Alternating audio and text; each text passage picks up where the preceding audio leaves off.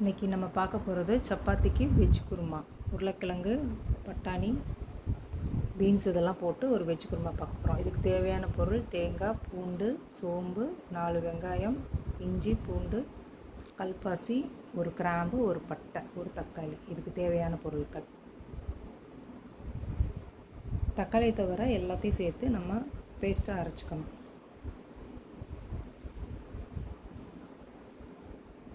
வெங்காயம், சின்ன வெங்காயம் நறுக்கி வச்சுக்கணும். உருளைக்கிழங்கை வேக வச்சு கட் பண்ணி வச்சுக்கணும். பட்டாணி, கேரட், பீன்ஸ் இது மூணையும் தனியாக வேக வச்சு எடுத்துக்கோங்க. நல்லா குக் ஆகிற மாதிரி எடுத்து வச்சுக்கோங்க. ஒரு சட்டியில் எண்ணெய் ரீஃபைண்ட் ஆயில் ஊற்றிக்கோங்க. தேங்காய் எண்ணெயும் ஊற்றிக்கலாம், நல்லா டேஸ்ட்டாக இருக்கும் தேங்காய் எண்ணெய் ஊற்றினாலும். கொஞ்சம் சோம்பு போட்டு தாளிச்சிட்டு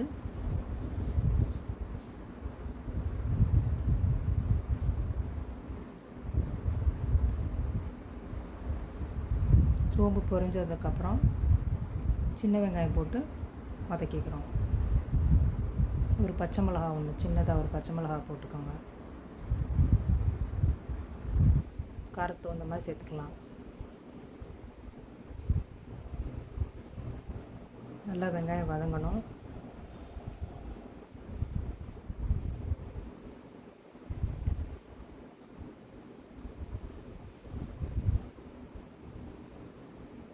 வெங்காயம் கலர் சேஞ்ச் ஆன பிறகு தான் நம்ம மசாலா ஐட்டம்லாம் சேர்க்கணும்.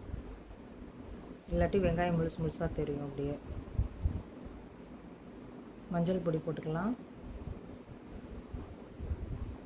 ஒரு 1/4 ஸ்பூன் மஞ்சள் பொடி.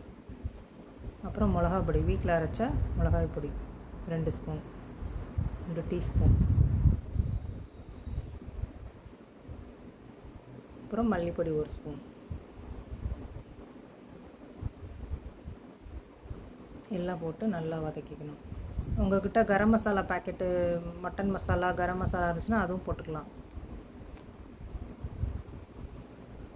அப்புறம் தக்காளி நறுக்கி வச்ச ஒரு தக்காளி.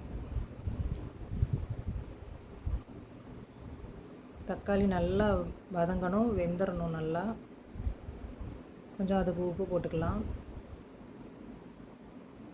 உப்பு போட்டு நல்லா வதக்கி விட்டுடுங்க. கொஞ்சம் தண்ணி சேர்த்துட்டு அதை நல்லா வெந்து வர வரைக்கும் மூடி போட்டு கொஞ்சம் குக் பண்ணுவோம்.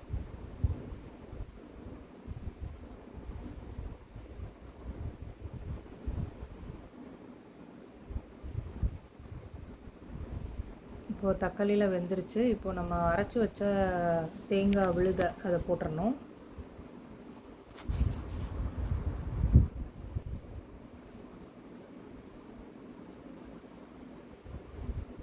உங்களுக்கு குழம்பு கொஞ்சம் கூட வேணும்னா நீங்கள் மிளகா பொடி, தேங்காய் இதெல்லாம் அதிகமாக சேர்த்துக்கோங்க. மசாலா ஜாமான்லாம் கொஞ்சம் கூட சேர்த்துக்கோங்க. இது நல்லா பச்சை வாசம் போகிற வரைக்கும் நம்ம நல்லா வதக்கணும்.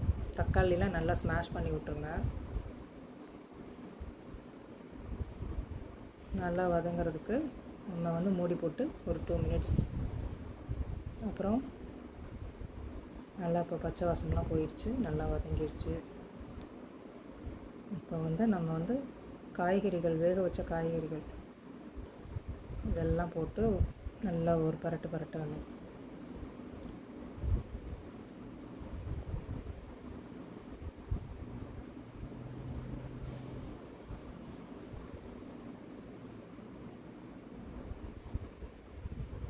மிக்ஸி கழுவின அரைச்ச தண்ணி எடுத்து அதை ஊற்றிடுங்க. ஊற்றிட்டு உப்பு இதெல்லாம் கரெக்டாக பார்த்துக்கோங்க.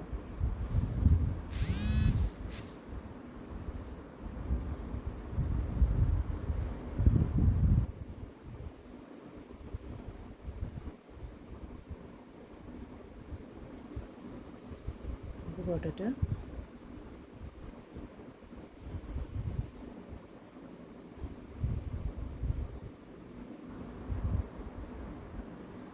மூடி வச்சுருங்க.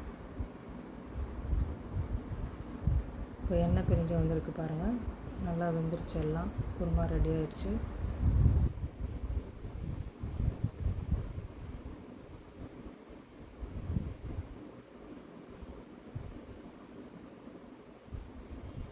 சப்பாத்திக்கு குருமா ரெடி. ரொம்ப டேஸ்டியாக இருக்கும். இந்த குருமா செஞ்சு பாருங்கள்.